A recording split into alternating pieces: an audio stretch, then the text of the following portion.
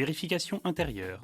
Attention, pour certaines vérifications sur le véhicule, il faut mettre le contact. Bien s'installer au poste de conduite. Il faut s'installer correctement au poste de conduite, de façon à atteindre aisément toutes les commandes de la voiture et d'être assis confortablement. Commande de réglage du siège en hauteur. Commande de réglage du siège en profondeur pour reculer et avancer le siège. Commande de réglage d'inclinaison du dossier. Régler la hauteur de l'appui-tête. Régler la hauteur de la ceinture de sécurité. Commande de réglage en hauteur du volant.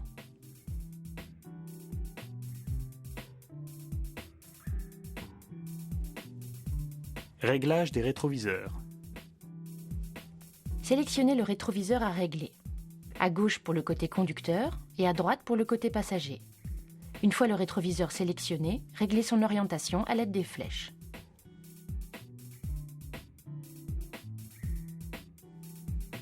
Les vitres latérales. Appuyez vers le bas pour descendre les vitres et tirez vers le haut pour les monter. La commande se situant à gauche est pour la vitre conducteur et l'autre pour le passager.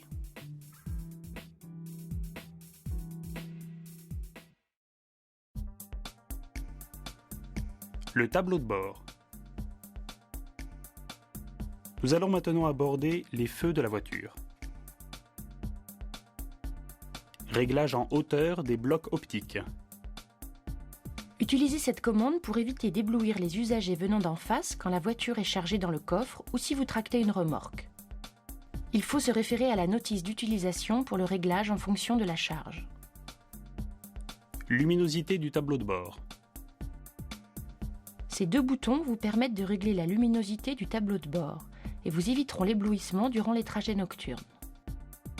Tournez la molette d'un cran pour allumer les feux de position. Ce voyant vert indique l'allumage des feux. Nous pouvons les utiliser la nuit pour circuler dans une agglomération éclairée, ainsi que pour les arrêts et stationnements sur la chaussée lorsque celle-ci n'est pas éclairée, et hors agglomération lorsque les circonstances l'exigent. Tournez d'un deuxième cran pour l'allumage des feux de croisement. Aucun témoin ne s'allume lors du passage en feu de croisement. Appuyer sur cette commande après avoir allumé les feux de croisement permet d'allumer les feux de brouillard avant. Nous pouvons les utiliser en cas de brouillard, de chute de neige et de forte pluie. Il est également possible de les utiliser en complément des feux de route, mais seulement sur route sinueuse, la nuit et hors agglomération. Appuyer sur cette commande après avoir allumé les feux de croisement permet d'allumer les feux de brouillard arrière. Nous pouvons les utiliser uniquement en cas de brouillard ou chute de neige. Commodo gauche. Levez cette commande pour actionner le clignotant droit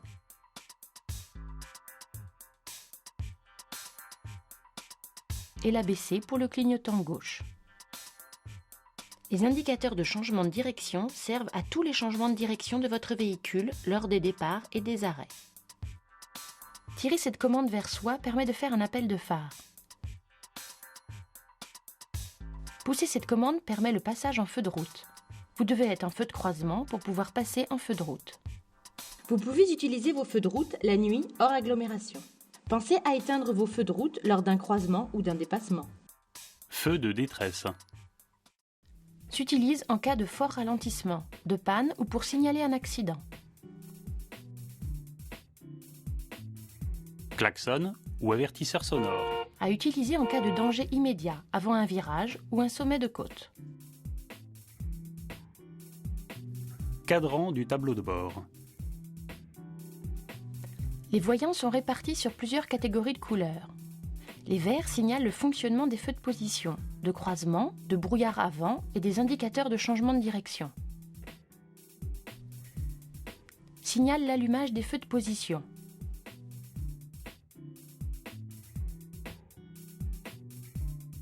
L'allumage des feux de croisement. Aucun voyant ne s'allume sur ce véhicule. L'allumage des feux de brouillard avant.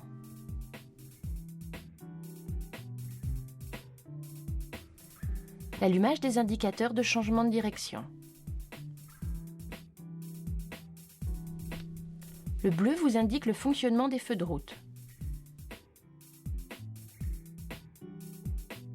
Les oranges signalent un élément important mais non dangereux. Revoyons les voyants orange dont l'explication peut être demandée par l'inspecteur. L'allumage des feux de brouillard arrière. Le voyant d'alerte de niveau minimum de carburant qui se situe sous l'indicateur vous permettant de contrôler le niveau de carburant dans votre véhicule. Les rouges lorsque le véhicule roule indiquent une anomalie de fonctionnement ou un danger. Il faut s'arrêter immédiatement. Revoyons les voyants rouges dont l'explication peut être demandée par l'inspecteur. Le témoin d'alerte signalant une température élevée du liquide de refroidissement. Le témoin d'alerte signalant un défaut ou une insuffisance de charge de la batterie.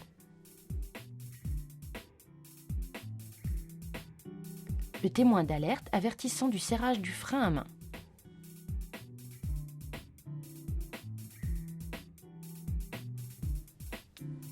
Le témoin d'alerte signalant un niveau insuffisant du liquide de frein. Le témoin d'alerte signalant une pression insuffisante d'huile dans le moteur. Ce voyant lumineux vous indique si vous ou l'un de vos passagers n'a pas mis sa ceinture. Signale qu'une portière est mal fermée. Sur ce véhicule, ce voyant n'existe pas et est remplacé par le texte Open visible sur le tableau de bord.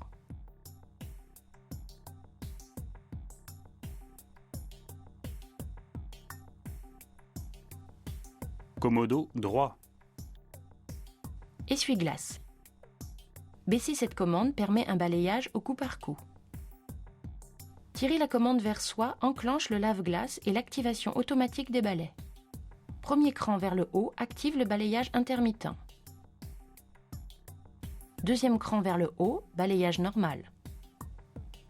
Troisième cran vers le haut, balayage rapide à utiliser en cas de forte pluie ou juste avant le croisement d'un camion qui pourrait éclabousser fortement le véhicule et gêner la visibilité.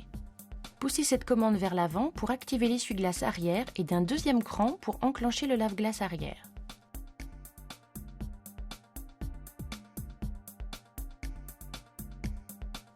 Confort de visibilité. Afin de ne pas être ébloui durant vos trajets nocturnes, passez le rétroviseur central en position nuit. Il suffit de tourner la languette située sous le rétroviseur. Dans la journée, si le soleil vous gêne, baissez ou faites basculer le pare-soleil conducteur côté vitre. N'hésitez pas à vous en servir durant la circulation.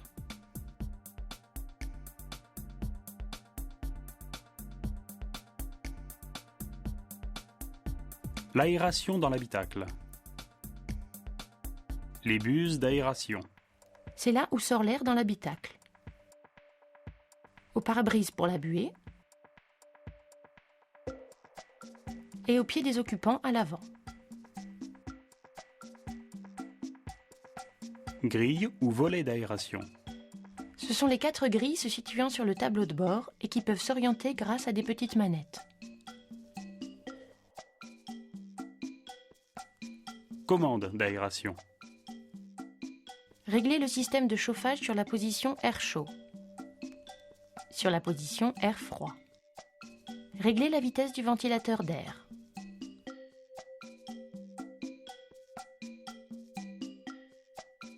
Mettre le système de ventilation sur la position permettant le désembuage du pare-brise. Dirigez l'air sur les pieds et le désembuage du pare-brise. Dirigez l'air vers les pieds.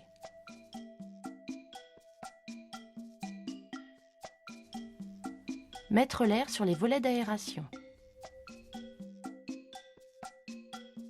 Activer le recyclage d'air. Un voyant sur la commande indique son fonctionnement. La climatisation. Activer la commande de dégivrage de la lunette arrière.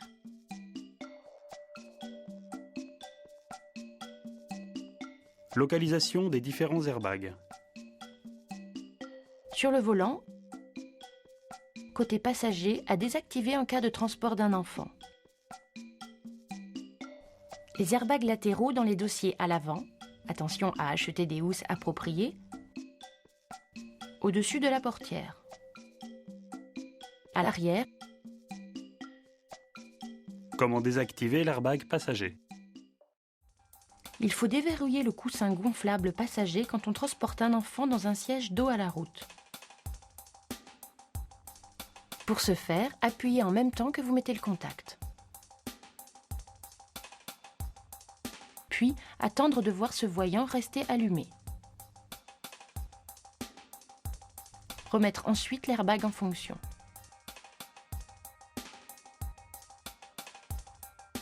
Les portes de la voiture. Lorsqu'une porte est ouverte ou mal fermée, la lumière du plafonnier reste allumée pour vous avertir.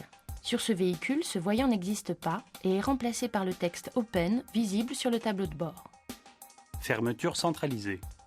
Appuyez sur ce bouton pour verrouiller ou déverrouiller toutes les portes de la voiture. Cette fonction se désactive automatiquement lors d'un choc violent.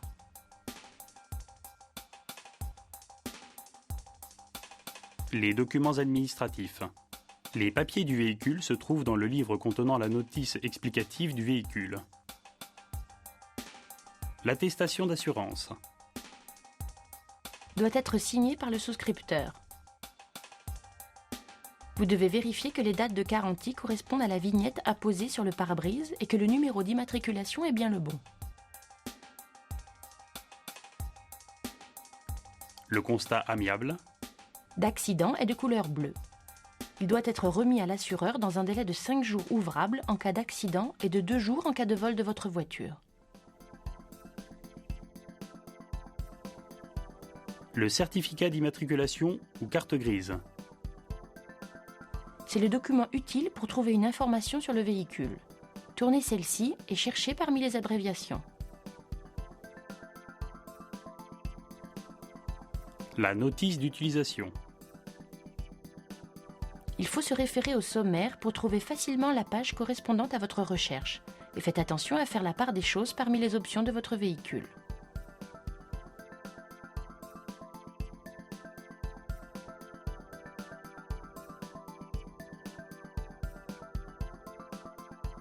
Boîte de fusible. La boîte de fusible sert à protéger les systèmes électriques et électroniques des surtensions. Utilisez le schéma sur le couvercle ou la notice d'utilisation pour trouver le fusible défectueux. Remplacez un fusible par un autre de même intensité.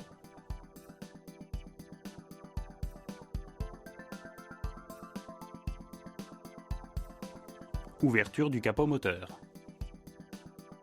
Tirez doucement vers vous et entendez le verrou du capot.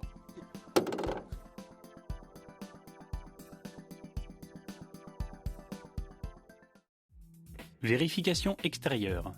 Attention, pour certaines vérifications sur le véhicule, il faut mettre le contact. Compartiment moteur. Pour une meilleure mémorisation, nous effectuerons les vérifications de la gauche vers la droite. Niveau d'huile moteur. Il s'effectue par la jauge d'huile. En général, dans quelles conditions effectuez-vous cette opération? Pour une bonne vérification du niveau d'huile, il faut que la voiture soit sur un terrain plat et que le moteur soit froid. Dans le cas contraire, le niveau ne serait pas correctement fait. Où doit se situer le niveau d'huile? Pour une remise à niveau de ce réservoir, le niveau d'huile doit se trouver entre le maximum et le minimum de l'encoche se situant en bas de la jauge. Orifice de remplissage d'huile moteur. Avec quel fluide complétez-vous le niveau si nécessaire? Il faut mettre le type d'huile correspondant à la motorisation du véhicule. Il y a principalement 2 types de motorisation et d'huile, essence ou diesel. Il est préférable d'y mettre celle préconisée par le constructeur, voire cahier d'entretien du véhicule. Quel est le principal risque d'un manque d'huile moteur? Un manque de celle-ci peut causer un risque de détérioration ou de casse moteur. Liquide de frein. Quel est le principal risque d'un défaut d'entretien relatif au liquide de frein? Vérifiez le bon niveau de ce réservoir car vous risquez une perte totale ou partielle du freinage. Que faire en cas de baisse importante du niveau de liquide de frein? Il faut faire examiner le véhicule par un spécialiste ou dans un garage. Liquide d'assistance de direction. Les véhicules modernes sont équipés d'une direction assistée électrique et l'emplacement n'est plus visible. Sur certaines voitures, les plus anciennes, il existe encore un réservoir de liquide de direction assistée. Quelle est la principale conséquence d'un manque de liquide d'assistance de direction ? Un problème de direction assistée se traduit par un manque de précision dû à des points durs ou des creux dans la direction. Autrement dit, le volant devient difficile à tourner. Que faire en cas de baisse importante du niveau de liquide d'assistance de direction ? Dans ce cas, faire examiner par un spécialiste ou aller en garage pour une vérification. Liquide de refroidissement.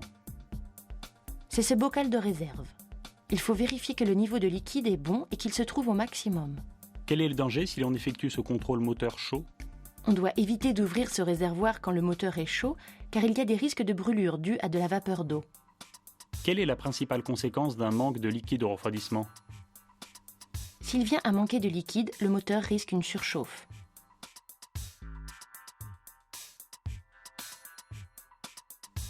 La batterie.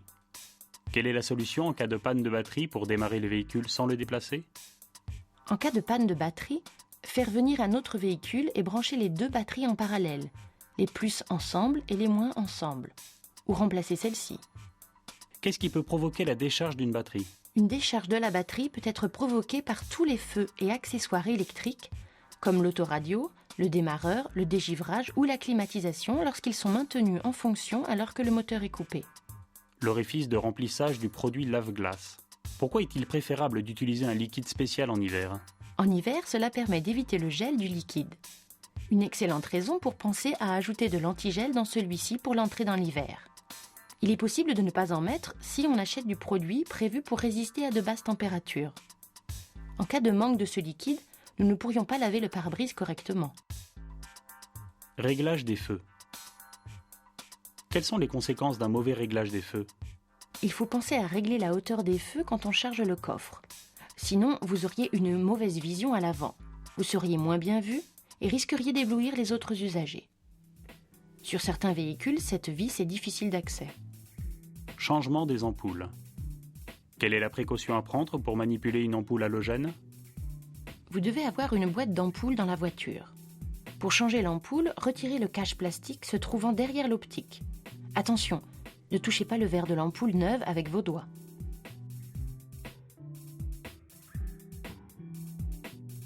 Le contrôle des balais d'essuie-glace. Il faut les lever et voir si les extrémités de ceux-ci ne sont pas déchirées. Comment détecte-t-on leur usure en circulation ? Nous pouvons constater qu'ils sont usés quand ils n'essuient plus correctement le pare-brise et en cas de pluie lorsqu'ils laissent des traces sur celui-ci.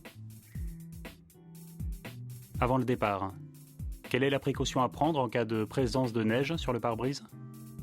En cas de neige, il faut soulever le balai pour effectuer un contrôle visuel et dégager la totalité du pare-brise. Le pare-brise du véhicule. Il faut vérifier la propreté de celui-ci, au moins sur la partie nettoyée par les essuie-glaces. Il faut aussi vérifier les joints autour du pare-brise qui assurent l'étanchéité.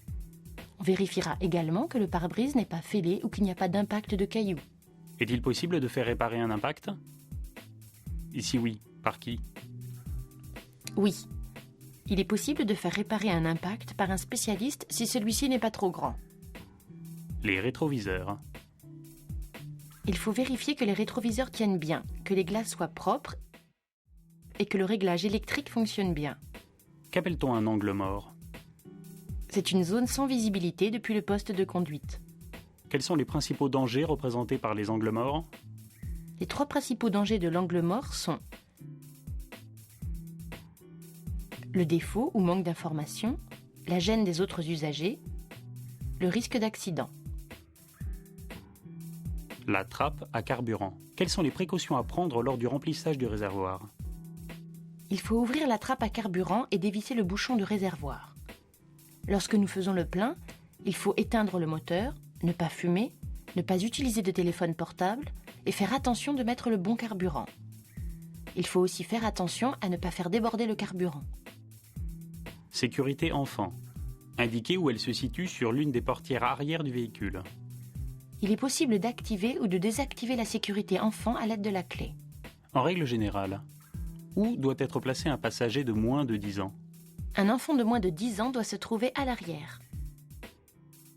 Les plaques d'immatriculation. Vérifiez la bonne propreté des 2 plaques. leur bonne fixation ainsi que le bon état général des chiffres et des lettres. Une plaque d'immatriculation arrière à fond blanc est-elle autorisée ? La plaque arrière peut elle aussi être blanche comme celle de l'avant. Quel dispositif est obligatoire pour rendre la plaque d'immatriculation arrière lisible la nuit ?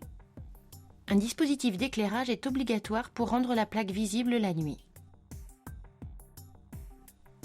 Quelle est l'utilité des dispositifs réfléchissants ? Les dispositifs réfléchissants, c'est l'ensemble des feux arrière de couleur rouge qui reflètent la lumière des véhicules passants. Ils permettent de rendre le véhicule visible la nuit. Vérification des feux. Attention, pour toutes les vérifications de feu, pensez à vérifier l'avant et l'arrière du véhicule ainsi que l'état, la propreté et le bon fonctionnement. Vous devez, par conséquent, allumer ceux-ci et effectuer les vérifications. Les feux ne doivent pas être sales, cassés, fêlés et les joints en mauvais état. Les feux de position. Quand les utilise-t-on ? Nous pouvons les utiliser la nuit pour circuler dans une agglomération éclairée, ainsi que pour les arrêts et stationnements sur la chaussée lorsque celle-ci n'est pas éclairée, et hors agglomération lorsque les circonstances l'exigent.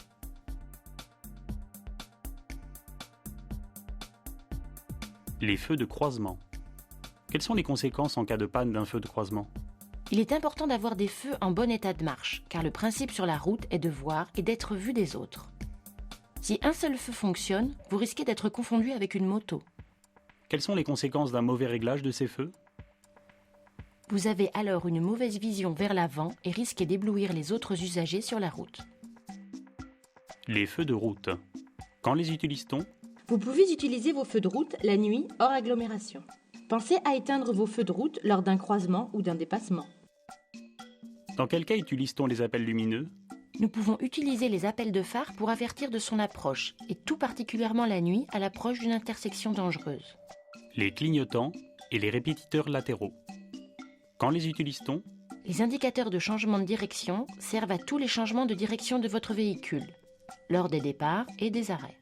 Quelle est la signification de l'augmentation de la fréquence de clignotement au niveau du feu et du voyant au tableau de bord ? Si une ampoule se met à clignoter plus vite que la normale, c'est qu'une ampoule est défectueuse. Cela concerne les clignotants, mais aussi les feux de détresse. Feux de détresse. Il faut les contrôler à l'avant et à l'arrière du véhicule. Quand les utilise-t-on ? À utiliser en cas de ralentissement important ou pour signaler le véhicule en panne ou accidenté sur la chaussée. Feux de stop. Quelle est leur utilité ? Permet d'avertir le véhicule qui vous suit que vous ralentissez. Quelle est la conséquence en cas de panne des feux de stop ? En cas de panne de ceux-ci, il y a une absence d'information pour le véhicule suiveur avec risque de collision par l'arrière. Feu de recul ou de marche arrière. À quoi sert-il ? Il permet d'éclairer la zone de marche arrière la nuit et avertit les autres usagers de votre intention de reculer. Feu de plaque. Ils s'allument en même temps que vos feux de position et permettent de rendre votre plaque arrière visible la nuit. Les feux de brouillard avant. Dans quel cas les utilise-t-on ? Nous pouvons les utiliser en cas de brouillard, de chute de neige et de forte pluie. Il est également possible de les utiliser en complément des feux de route, mais seulement sur route sinueuse, la nuit et hors agglomération. Les feux de brouillard arrière. Dans quel cas les utilise-t-on ? Nous pouvons les utiliser uniquement en cas de brouillard ou de chute de neige. Les pneumatiques. Quelles sont les vérifications à effectuer au niveau des flancs d'un pneumatique ? En vérifiant le flanc d'un pneu, nous rechercherons d'éventuelles hernies, déchirures ou des morceaux de gomme arrachés par le frottement sur un trottoir. Attention, car ces défauts sont susceptibles d'entraîner l'éclatement d'un pneu à l'origine d'accidents particulièrement graves. La valve permettant de regonfler le pneu. Quelle peut être la conséquence d'un défaut de parallélisme sur les pneumatiques ? Un défaut de parallélisme peut entraîner une usure rapide et anormale des pneumatiques. Qu'est-ce que l'aquaplanage ? Et quelle peut être sa conséquence ? C'est la présence d'un film d'eau entre le pneu et la chaussée. Les risques d'aquaplaning sont plus importants quand les pneus sont usés. Vous risquez de perdre en adhérence, pouvant entraîner une sortie de route.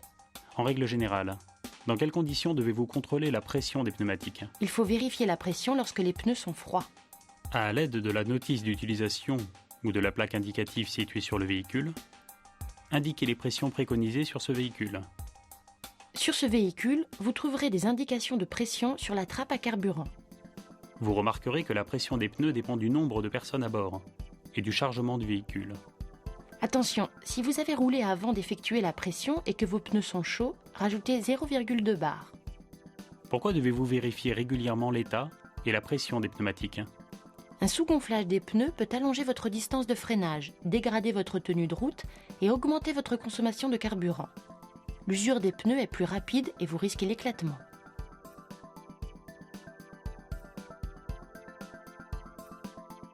Le contenu du coffre. Quand vous ouvrez le coffre, tout doit être rangé ou arrimé.